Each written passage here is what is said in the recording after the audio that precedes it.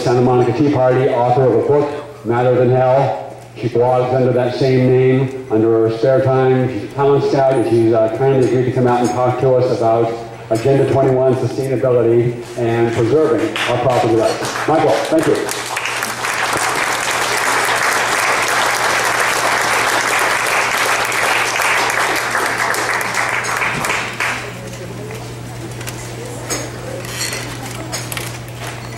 Having come from the Soviet Socialist Republic of Los Angeles, it's really good to see a group this big.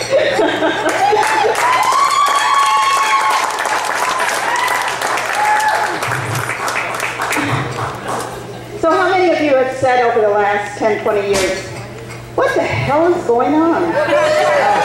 When did the world turn upside down and what's right become wrong and wrong become right? And when more and more information is coming in every day that the Earth is not warming, that man is not causing it, why are they moving forward, marching forward with this global warming nonsense? Well, the Earth turned upside down in June of 1992 at the Rio Earth Summit, where George Herbert Walker Bush signed Agenda 21. How many of you are familiar with Agenda 21? A lot of you, good, good.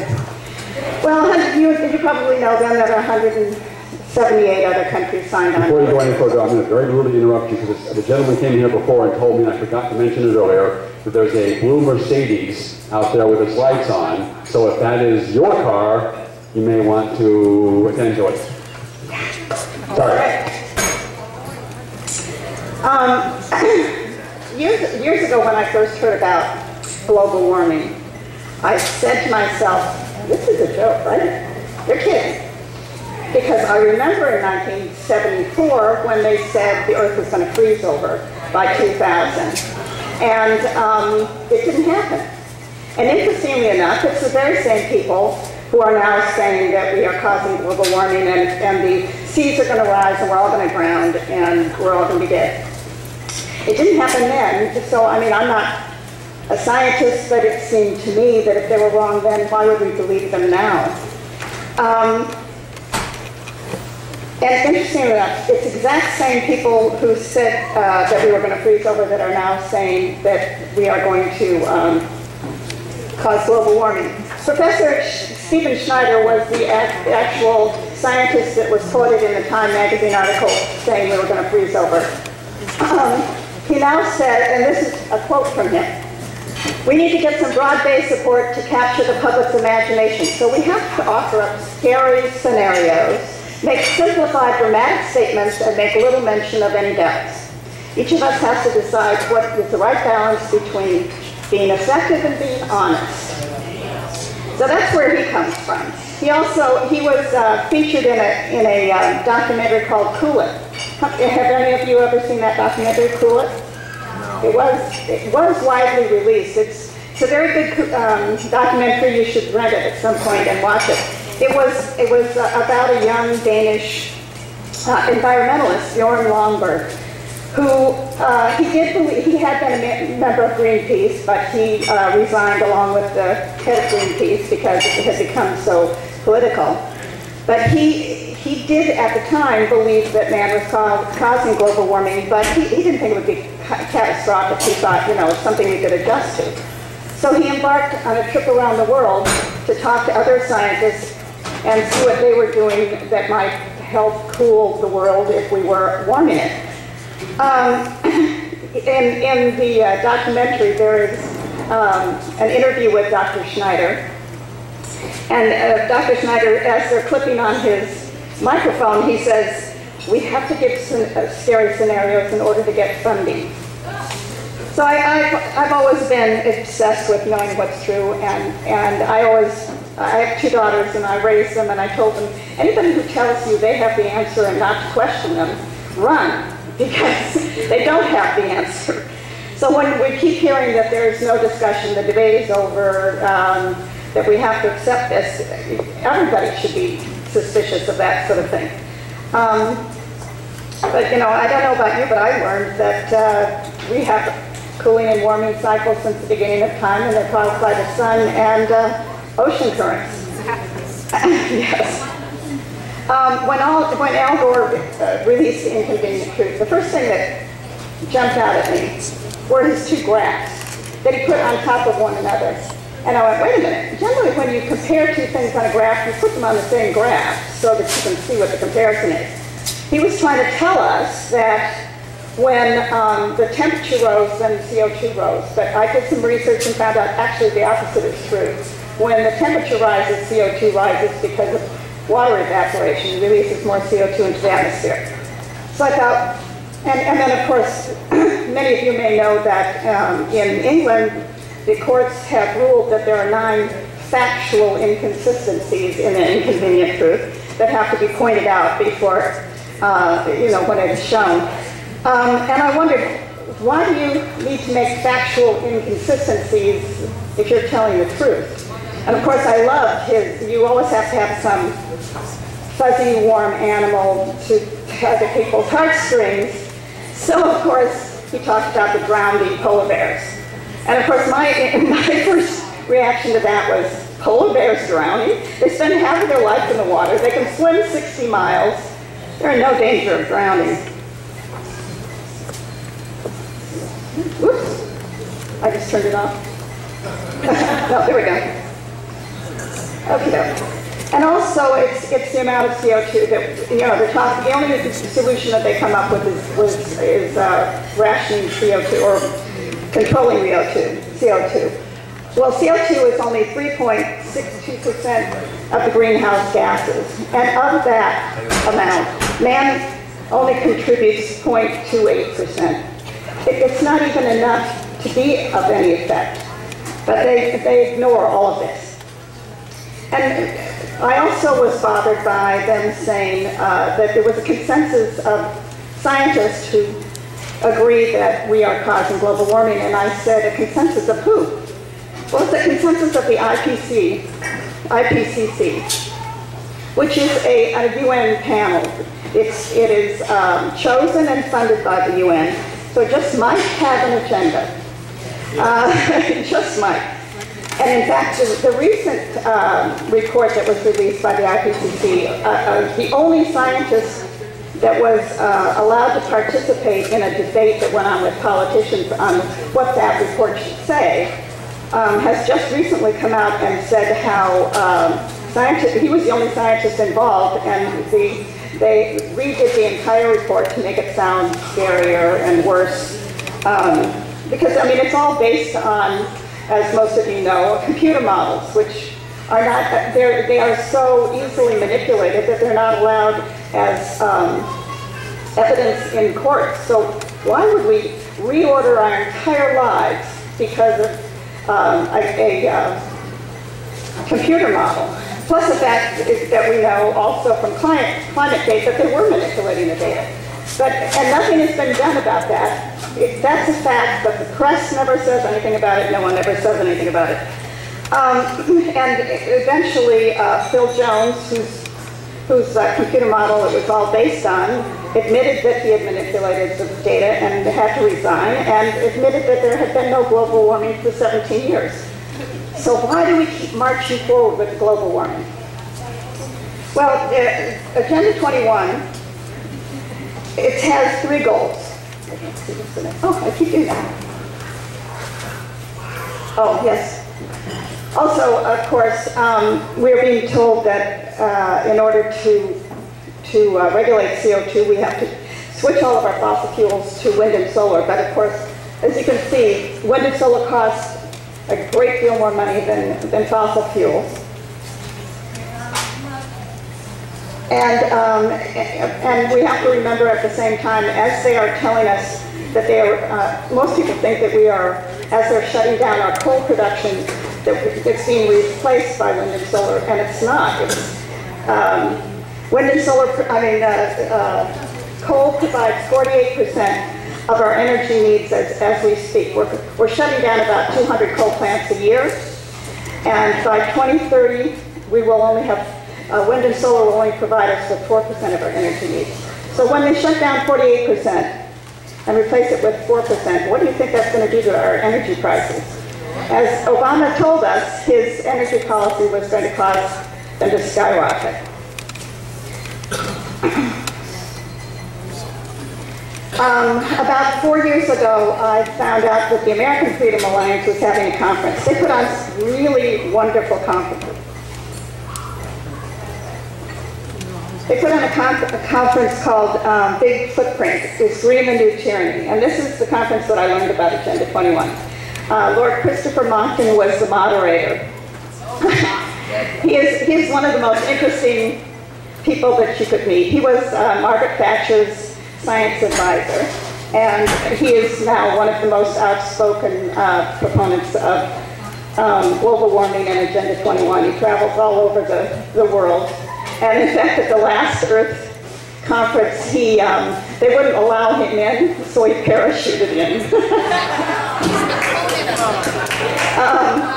But at this conference, they had 25 scientists from around the world, from scientists who studied nuclear fission to all of the physicists that studied, the climate and so forth. And included in the group was the founder of the Green Party in Germany, who is now, who started the Green Party and now opposes it. And we covered all forms of energy and the cost and the practicality. And they explained to us that the United States has more resources than we could ever use, and it's such a ridiculous thing, because what they're doing now, shutting down our energy, is assuming that we're not going to come up with any new inventions in the next 100 years. We went in this century from horse and buggy to carrying computers around in our pocket. You really think we're not going to find more efficient ways to use our fossil fuels, cleaner ways of using them in the next 100 years? Of course we are.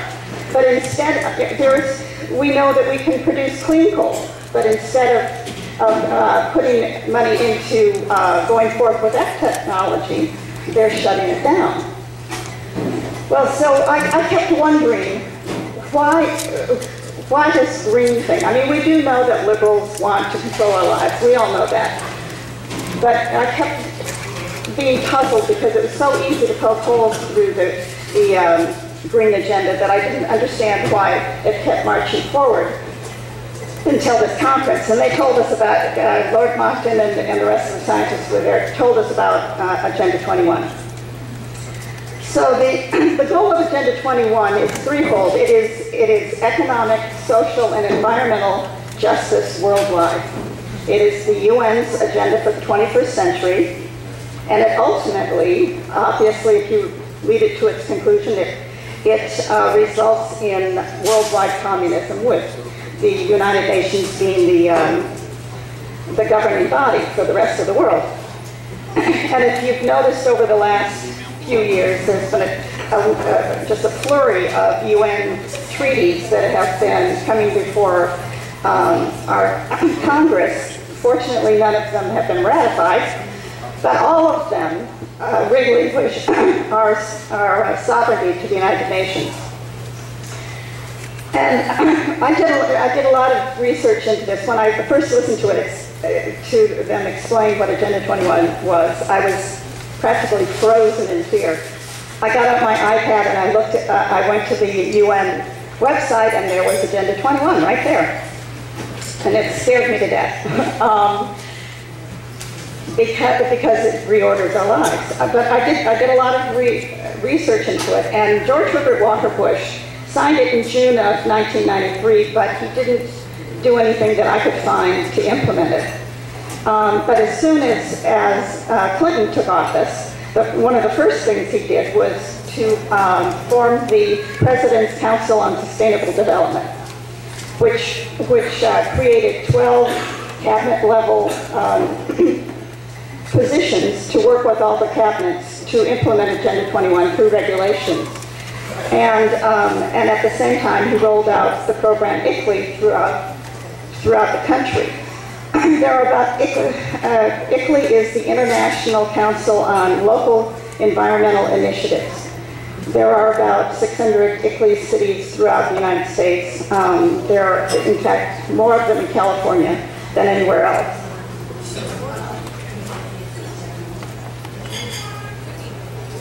This is a list of them. There's 112 in California.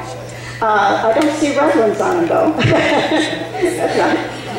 But Los Angeles is an ICLEI city, Santa Barbara, Ventura, Santa Monica, San Francisco, 112 cities. First of all, it's illegal. If most of you may know that the Constitution prevents cities from entering into international agreements, and this is an international agreement. In fact, Michael Shaw, who is one of the biggest, he's a lawyer and he fights Agenda 21 on every front, and he has suggested that people sue the cities that are ICLEI cities because it's against the law. Yeah, that's good. At any rate, yes. Your lives are being changed primarily through these ICLEI cities who are all on the same page, and if you drive down practically any main thoroughfare in any city across the United States, about the only building that's going on are these multi-use buildings with commercial space on the first floor and apartments above.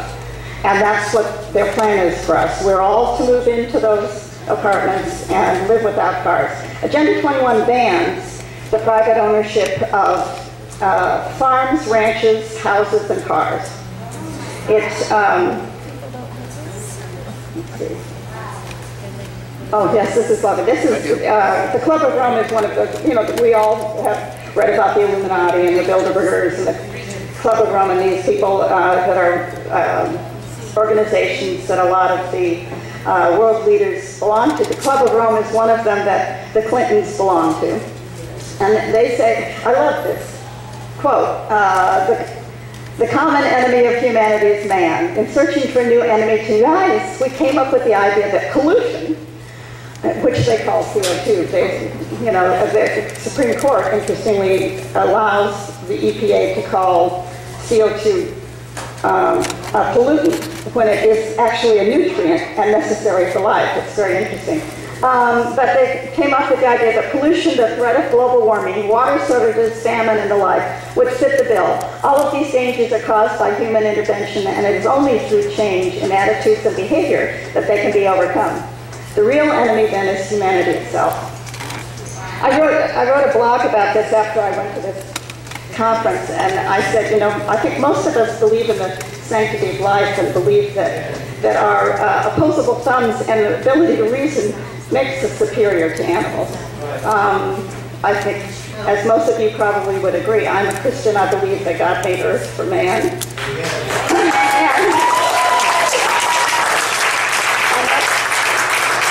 And in fact, it's so miraculous the way he made God, the way he made earth. Everything is symbiotic. Everything works together. And he provided us with all the resources that we need.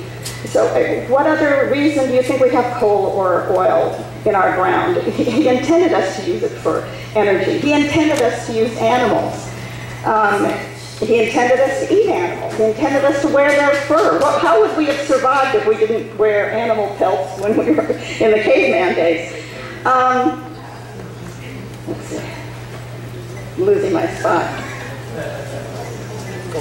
But at any rate, the biggest way that they're affecting you is through these ICLEI things. Well, they're also doing it through the various departments. I also didn't see that Bush Jr. did much about it. He didn't create any President's Council on Sustainable Development, but he didn't do anything to stop it. But Obama, he's put it on steroids.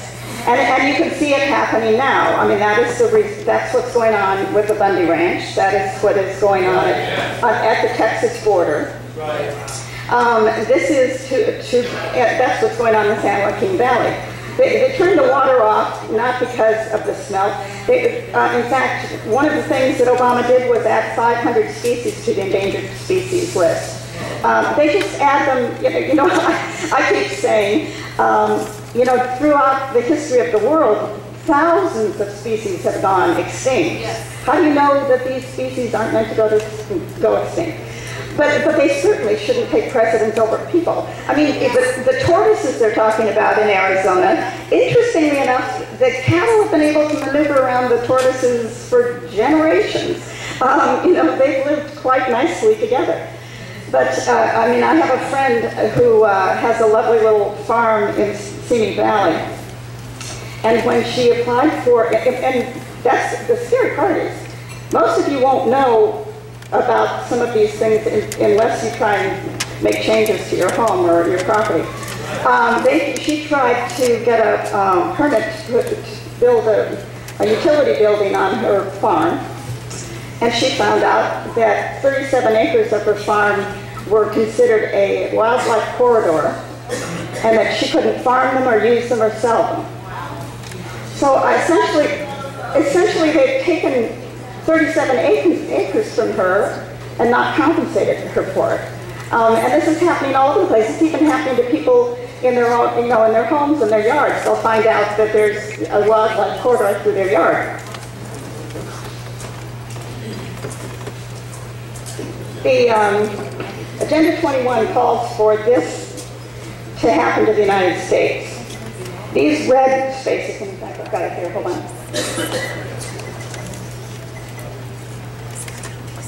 There. These red spaces are no human use.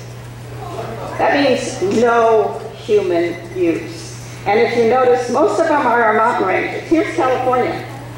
Do you notice? No mountain ranges. So there'll be no skiing, there'll be no hiking, there'll be no living in the mountains. And as a matter of fact, they are repopulating our wildlife, our forests and wild areas with large carnivores to keep you out. The little green areas are the only place that humans will be allowed to be. And if you notice, all of these things are connected. So in order to go from one place to another, you'll have to get permission to cross. So, well, we'll all be living in apartments with no cars anyway, so where are you going to go? And if you also notice down here, this orange space down here at the border, what most people don't know is that a part of NAFTA, which Clinton signed, it was an agreement that we don't secure our border. So that's why we can't get our border secured. It's an agreement we've made with NAFTA. When NAFTA was signed, I was taken back by that one too. I worked for 35 years in the entertainment industry. I was a casting director, and I negotiated contracts every day. And NAFTA, when you're the person that's in a position of power, you make a good deal. NAFTA, they're essentially, it's as if someone, I went to an agent and I said, well, we want to hire your actor. And last time they made scale plus 10, but you know what? I'm going to give them $20,000 a week, how about that? And would they like to have a trailer, and how about hair and makeup people for them? I mean, he gave away the store. In NAFTA. I mean, we have Mexican truck drivers now coming across our borders.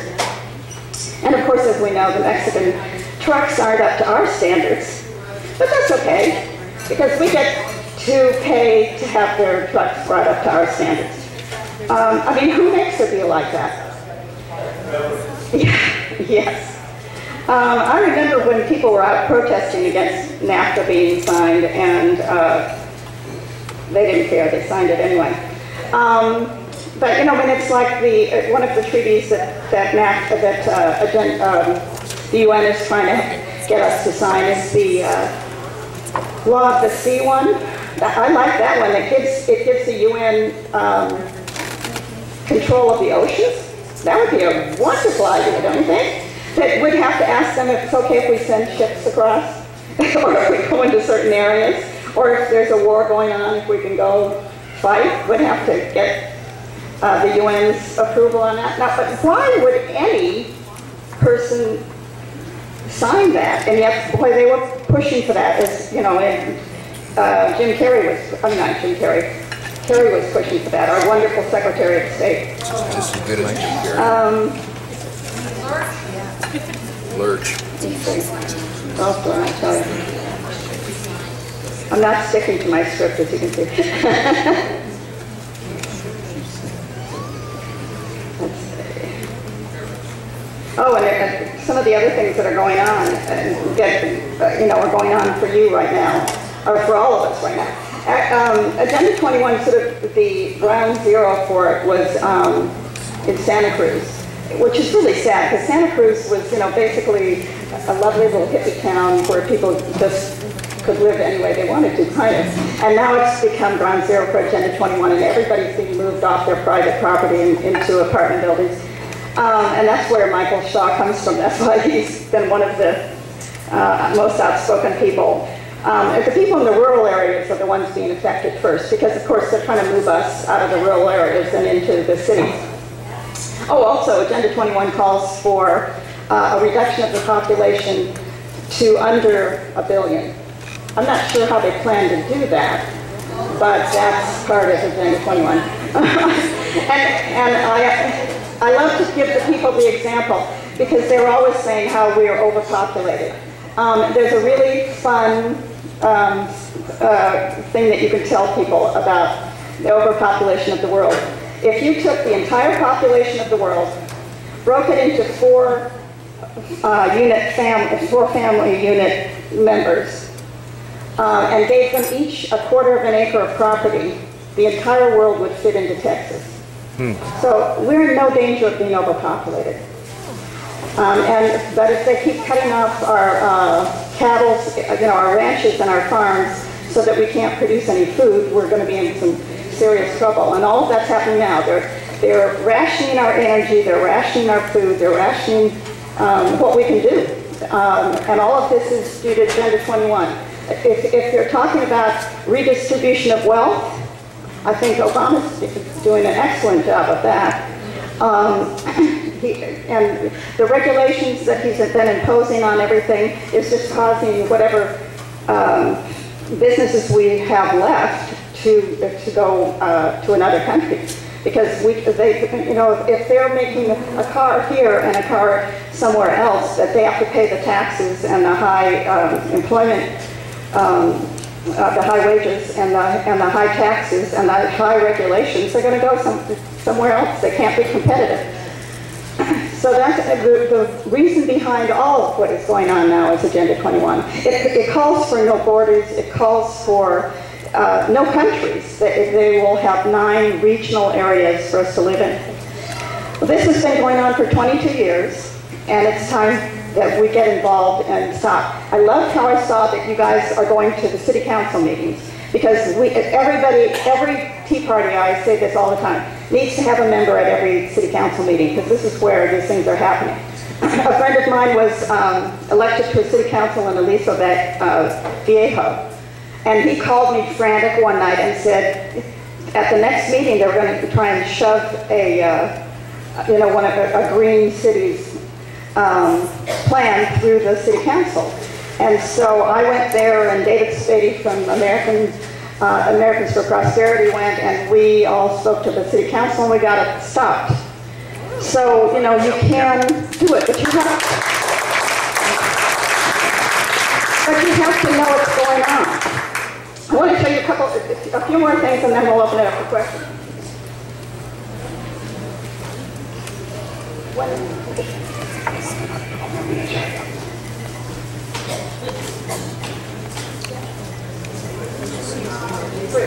When they say there's a consensus of scientists who agree that we're causing global warming, this is just the scientists here in California who disagree. This is 12 pages of names of scientists who have signed letters saying there is no such thing as man-made global warming. So when they say there's a consensus, there isn't.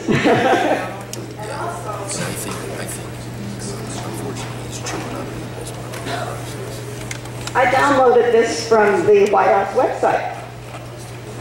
It's called One America. You can see what's from the White House.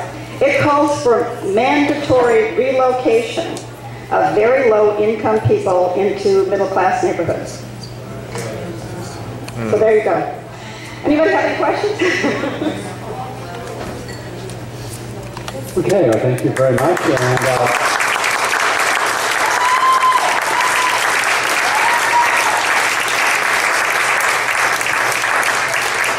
that was a great presentation, and